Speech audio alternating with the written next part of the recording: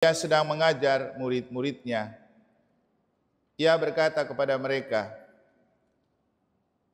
Putra Manusia akan diserahkan ke dalam tangan manusia, dan mereka akan membunuh dia. Tetapi 3 hari setelah dibunuh, ia akan bangkit. Mereka tidak mengerti perkataan itu, namun segan menanyakannya kepada Yesus.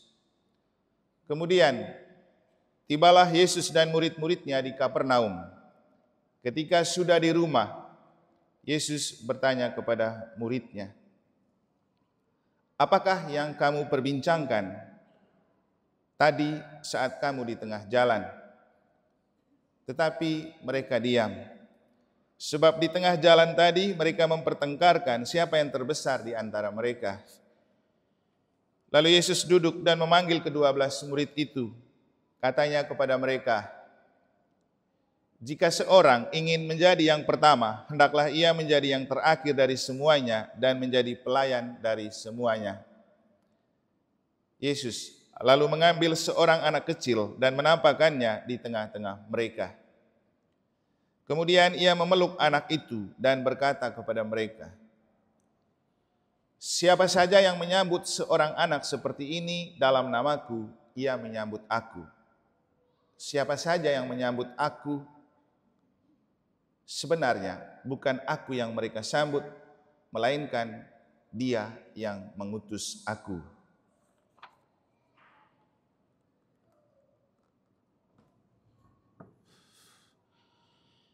Demikianlah sabda Tuhan. Terpujilah Kristus.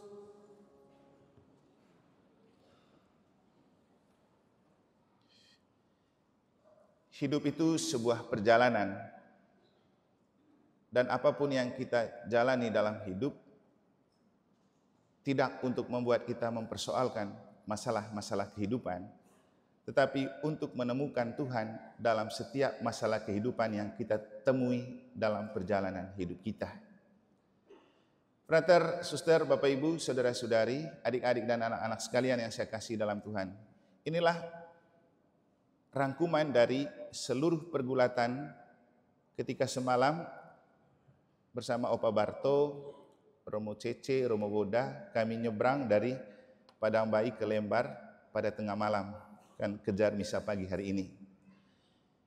Karena sudah tidak bisa melihat keluar lagi, kemudian saya cek bacaan Injil hari ini untuk merayakan misa pagi ini. Karena suasananya sudah gelap, saya duduk di tempat bagian kapten dan anak buah kapal itu ngopi. Lalu saya lihat bacaan Injil. Tiba-tiba muncul dalam benak saya ketika menyelesaikan bacaan Injil. Karena suasananya sedang dalam perjalanan, maka yang muncul itu pertanyaan begini.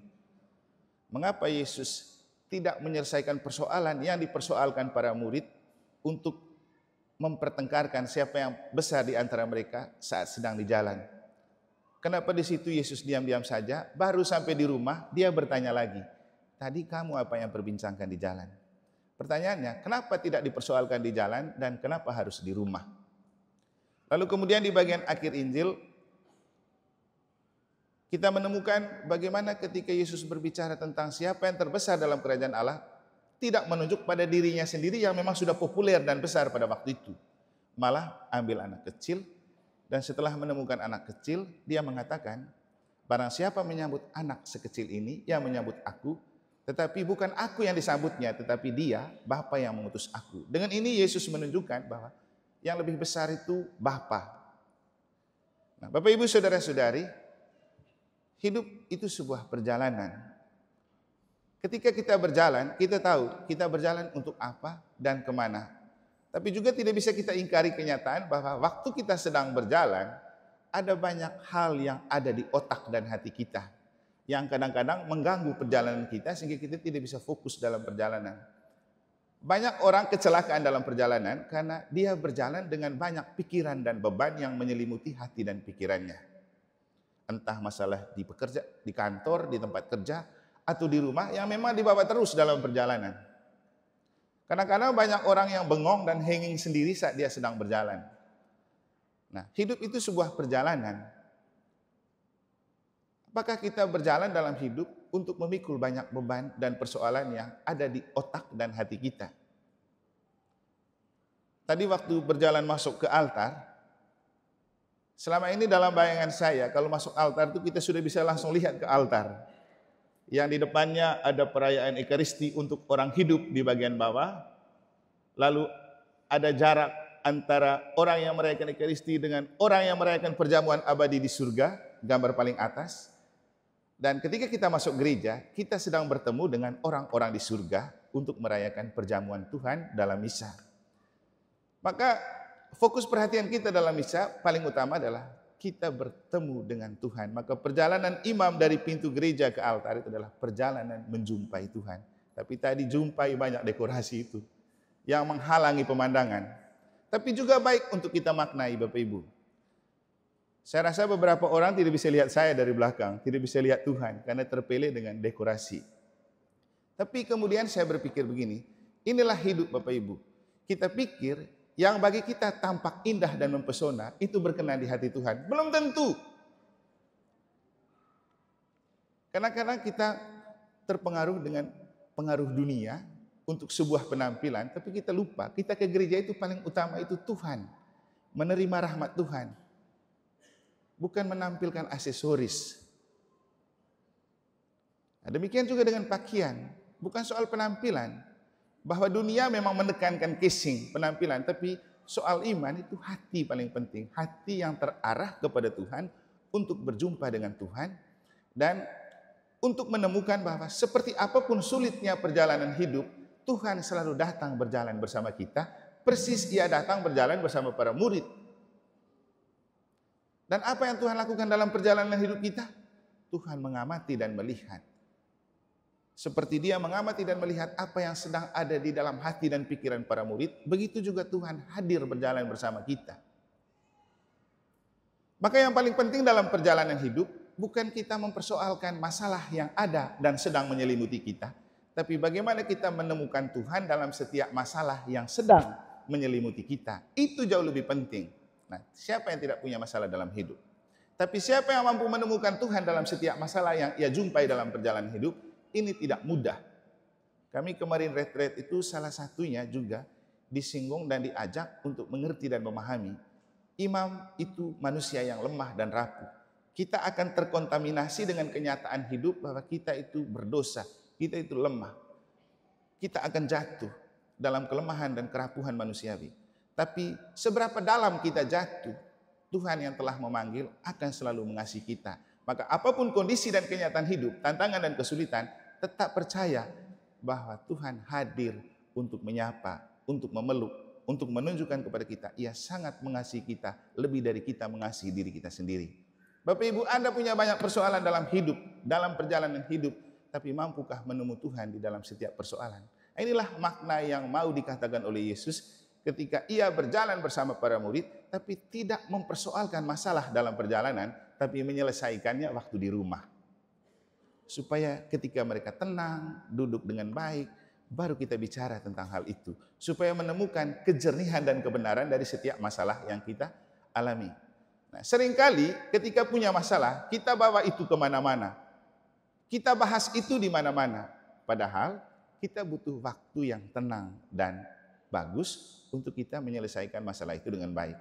Saya rasa kita perlu memaknai ulang motonya Pegadaian. Mengatasi masalah tanpa masalah. Tapi kita justru sering masalahnya kecil dibesar-besarkan supaya jadi rumit. Itu kendala kita.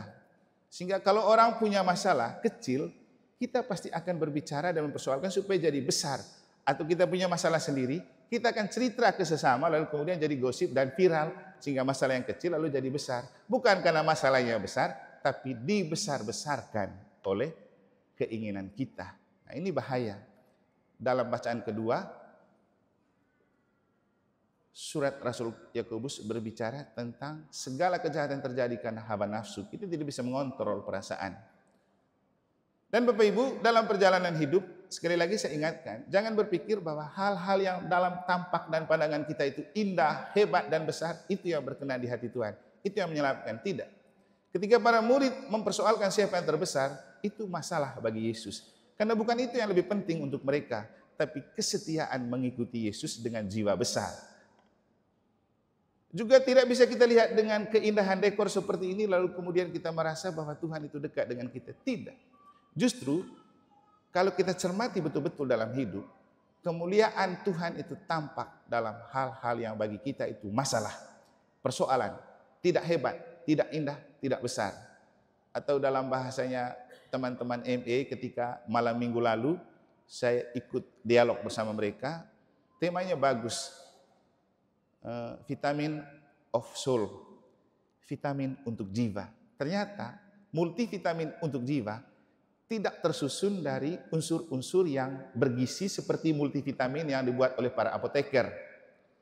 Karena vitamin dalam jiwa itu tersusun dari hal-hal yang dalam kacamata manusia itu menyedihkan, menyakiti, melukai. Maka vitamin untuk jiwa itu muncul dalam peti jenazah, rumah jenazah, rumah sakit, dan aneka bentuk persoalan masalah hidup. Dan di dalam masalah-masalah hidup itu, bagaimana kita menemukan Tuhan. Itulah vitamin untuk menyegarkan jiwa. Karena yang paling susah dalam hidup adalah ketika kita punya masalah, ketika kita sedang sakit dan menderita, masihkah kita tersenyum dan bahagia? Bisa kalau kita percaya bahwa di situ pun Tuhan hadir untuk bersama kita, meneguhkan kita, memeluk kita, menunjukkan kasih-Nya yang tak terbatas kepada kita. Sehingga di bagian akhir Yesus mengarahkan para murid kepada sebuah kenyataan yang lebih besar dalam hidup.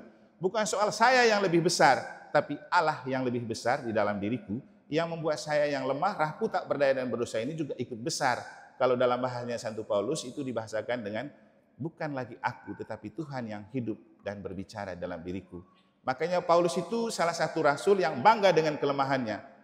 Ketika dia protes kepada Tuhan Yesus, dia bilang, Tuhan, masih ada satu iblis yang menggerogoti jiwaku, yang membuat saya tidak tampil sukses dan sempurna.